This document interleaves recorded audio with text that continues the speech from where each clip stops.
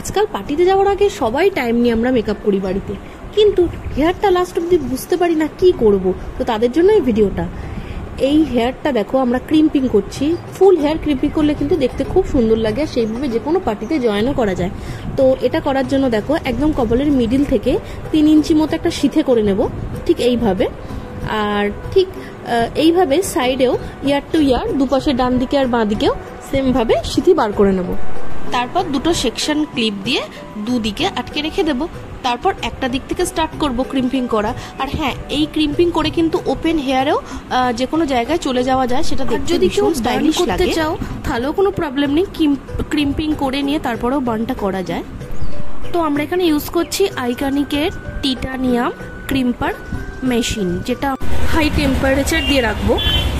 তারপর আমরা 5 minute wait করে যাব, আর ঠিক 5 মিনিট হয়ে গেলে তারপর স্টার্ট করব। খুব পাতলা পাতলা সেকশন নিয়ে আমরা ক্রিম্পিংটা করব। জাস্ট দেখো, দেখতে পাচ্ছ আমি কতটা পাতলা সেকশন নিয়েছি। তো তারপর দেখো ক্রিম্পারটা ফার্স্টে রুটে বসিয়ে 3 থেকে 4 বার আমি পেস্ট করব, আর সাথে কিন্তু একটু ফু দিতে হবে, নাহলে গরম লেগে যেতে পারে।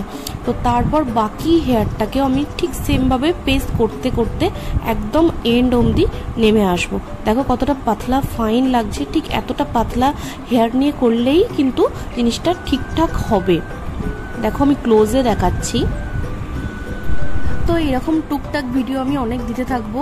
তো তার জন্য যেটা চাই হচ্ছে অনেক অনেক কমেন্ট, লাইক আর শেয়ার। আর এই ভিডিওটা যারা দেখছো আর যাদের দেখে উপকার হচ্ছে তারা প্লিজ আমাকে অবশ্যই জানিও।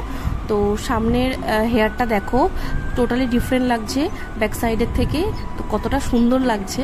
তো আজকে ভিডিওটা ছিল এই অবধি। Thank you.